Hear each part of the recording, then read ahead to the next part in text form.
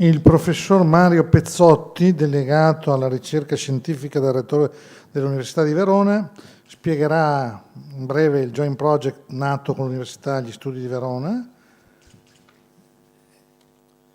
Buongiorno a tutte e a tutti. Porgo oltre ai miei saluti i saluti del rettore, professor Nicola Sartor, e dell'Università tutta.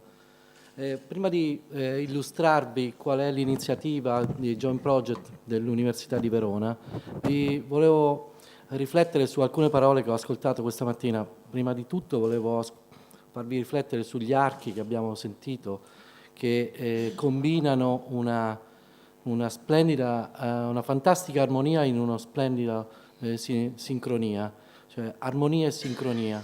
Poi ho sentito parlare di smart land, cioè quindi di valori del territorio, della cultura e del merito del territorio.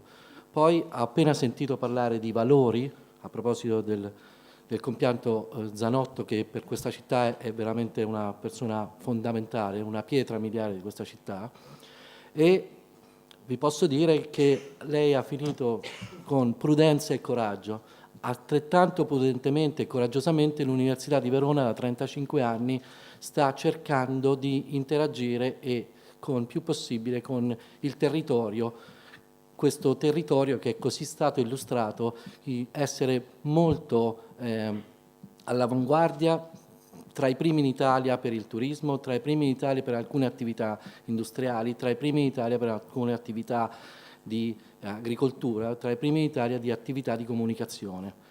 E quindi noi all'università ci siamo posti un problema. Generalmente sono le università che chiedono i soldi ai privati.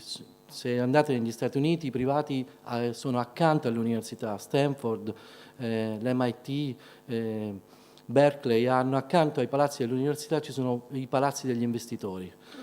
Verona vuole ribaltare un po' questo concetto. Verona, con un bilancio piuttosto piccolo, l'Università di Verona, rispetto agli atenei mastodontici come può essere Roma, come può essere Padova, come può essere Milano, dedica una parte del proprio bilancio per il territorio, e insieme con il territorio, come vedete da questa diapositiva alle mie spalle, cerca di fare in modo che le aziende che hanno un problema, attraverso una proposta effettuata insieme con i ricercatori della nostra università, possano portare alla soluzione del problema. Quindi noi investiamo una parte del nostro bilancio per le aziende e per le associazioni e per le gruppi di persone come questa dell'AssoIMP per risolvere e per risolvere scientificamente un problema.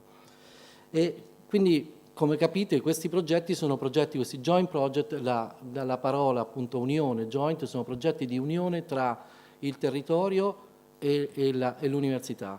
E quindi a cosa ci serve questo? Ci serve per far capire che l'università dinamicamente sta cambiando, è un'università giovane di 35 anni, è un'università dinamica, ma è un'università che non ha più le torri d'avorio dove all'interno vive la cultura. La cultura e l'innovazione sono parte integrante della vita di tutti i giorni, quindi deve aprirsi al territorio, e per questo lo fa attraverso progetti di ricerca.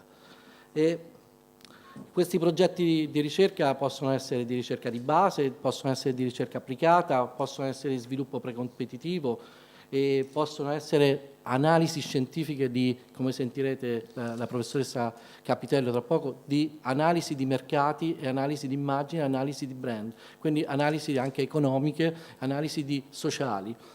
E vedete che l'università nel 2015 ha con il suo bilancio ha messo a disposizione del territorio 1.200.000 euro, e accanto a questo 1.200.000 euro ha messo anche 800.000 euro per la valorizzazione del lavoro dei suoi ricercatori, quindi investe con il lavoro dei propri ricercatori e con denaro suonante per risolvere problemi, per affrontare problemi chiaramente scientifici, cioè con il metodo scientifico, con il metodo che l'università deve avere per affrontare e diffondere la cultura, che è il metodo scientifico.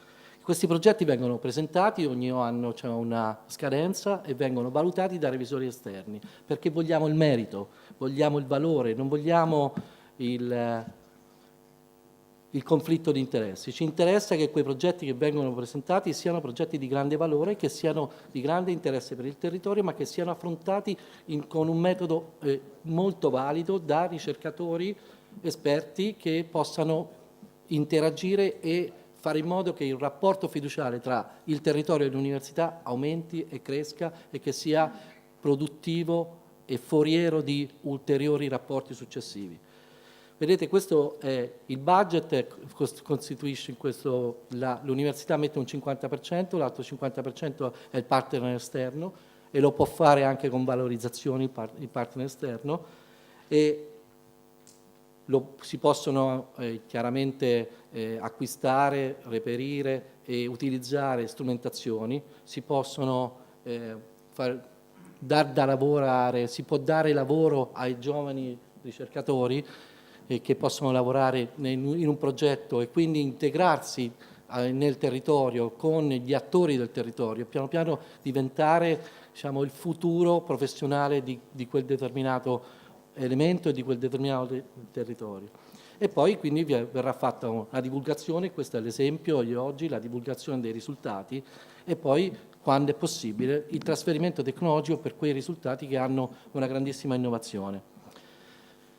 Qualche numero ve lo voglio far vedere, le imprese hanno messo circa fino al 2014, le imprese che hanno collaborato con noi hanno investito circa 10 milioni di euro, altrettanto ha fatto l'Università di Verona e quindi questi sono numeri, sono realtà.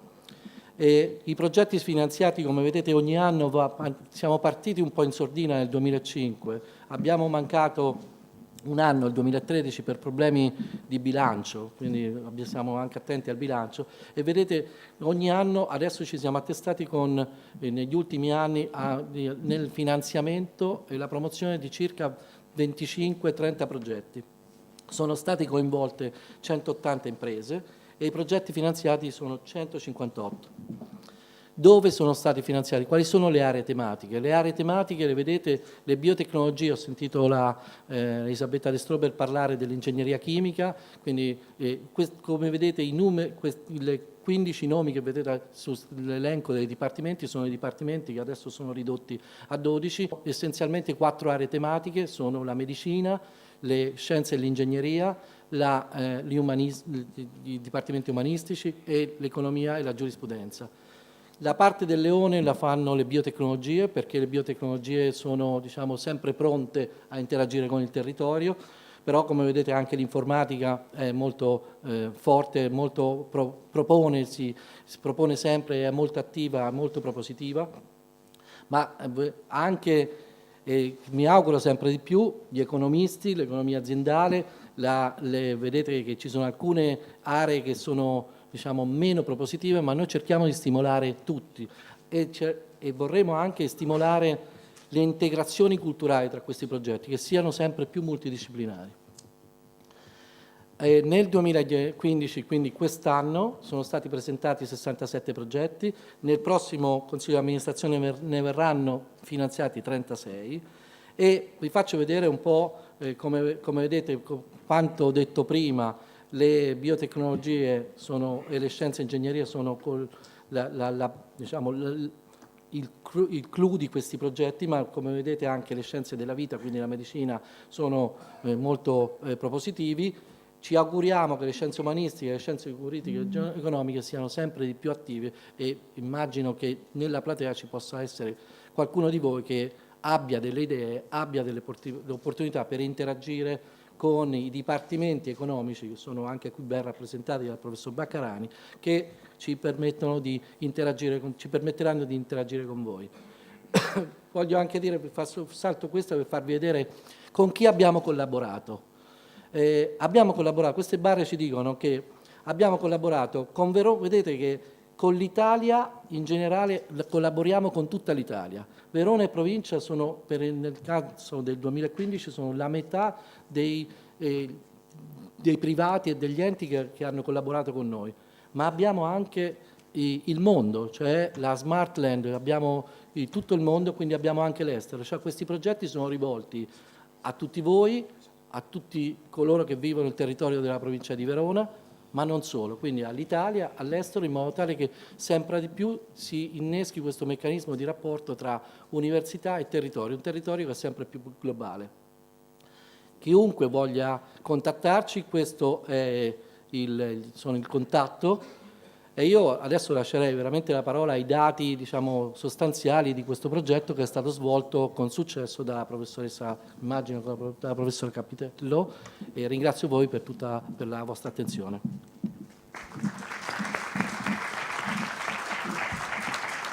Caro professore, ho visto che l'unico settore in cui non ricevete progetti è quello della linguistica e della letteratura, per cui le spedirò in via Giardino Giusti un progetto per la rialfabetizzazione dei giornalisti. Se lei dice qui che lo approva, io glielo mando anche in tempi brevi.